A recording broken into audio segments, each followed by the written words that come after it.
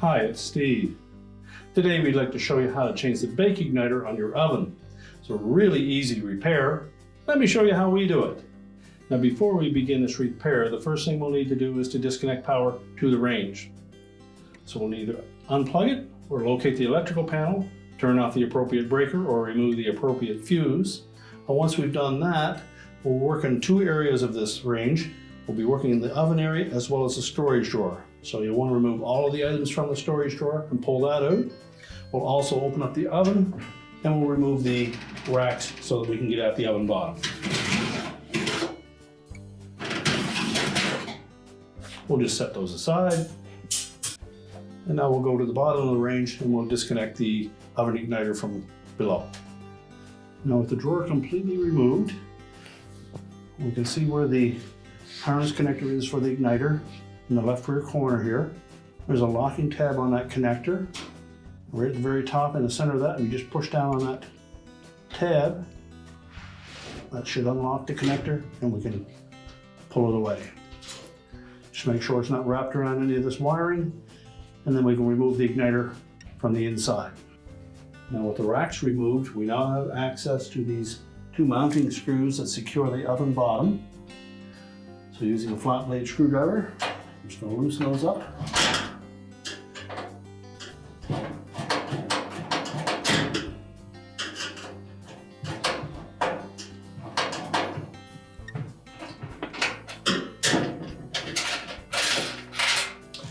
If these are corroded badly, you'll probably want to replace those.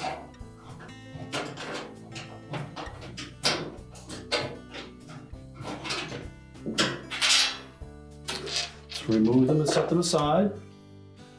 Now with the screws removed, we're next going to lift up on that oven bottom using these slots on the side. Lift up on the back first, and while putting pressure on it to lift the front up, we'll slide it towards the back, and then we can lift that whole assembly out and we'll just set that aside.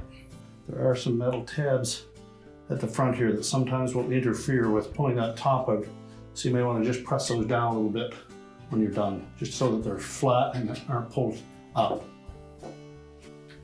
Now the igniter is mounted to the side of the burner. The two screws that hold it in place are hidden beneath the flame spreader, so we need to remove that next. There's one screw on either side. These are typically a #1 square head screw. So now just grasp the edge of that flame spreader to pull it out. Well, typically there will be some soot under the edges of that, so you may want to put some protective gloves on. Just lift up on the front edge, pull it towards you to release the two mounting tabs at the back, and then we'll set that aside. This is also a good time to clean the bottom side of that. Now that will expose the igniter, which is mounted to the side of that burner. You may be able to reach these two screws to remove them without taking the burner out. But if you find it difficult, it's actually quite simple to remove that burner assembly. There's a single screw at the front and another one located at the back.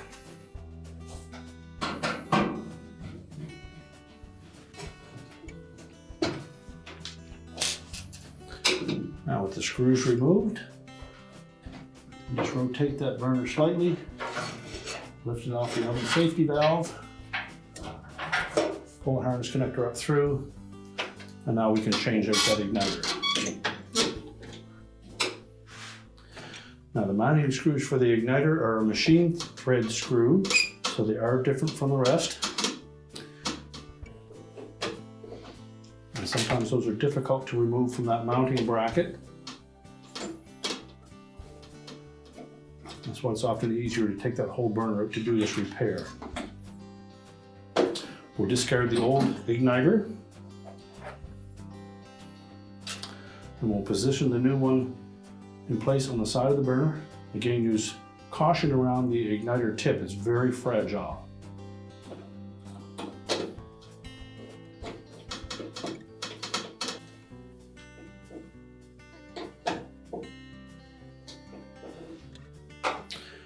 Now with the igniter tightened securely to the side of the burner.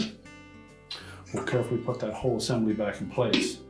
We'll begin by tucking the harness connector for the igniter down through that opening first, and then we'll try to line up the venturi tube over top of the orifice on the oven safety valve. You can view that by looking through the storage drawer. Just want to make sure that that orifice goes up into that opening in that venturi tube.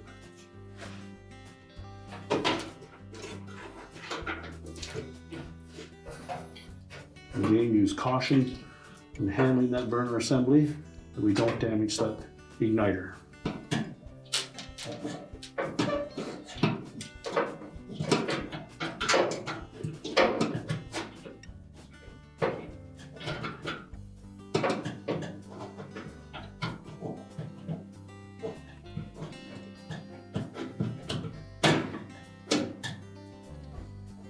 We've checked. You can see that that's sitting down over top of that orifice.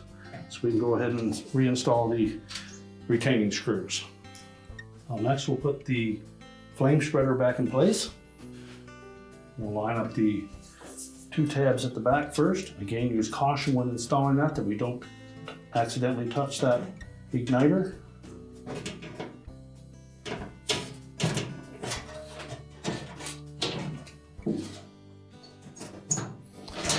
Line up the holes for the mounting screws at the front, and then tighten those securely. Now we'll replace the oven bottom.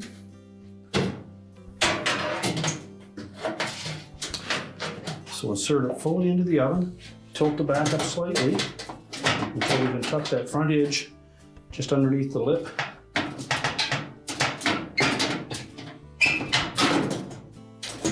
Keep it up tight against the bottom of that lip.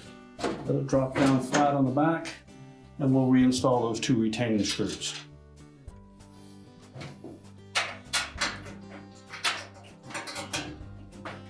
We'll start those by hand.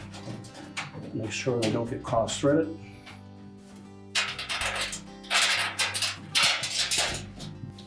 These screws don't necessarily need to be tightened with a screwdriver. They don't have to be really tight. You have to leave a little room for expansion from the heat in that oven bottom.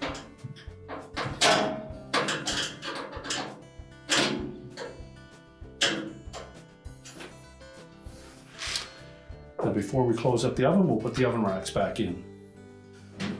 So now we'll slide those racks back into place.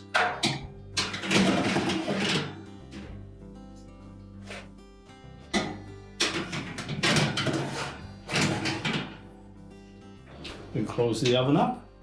We're now ready to reconnect the power, and our repair is complete.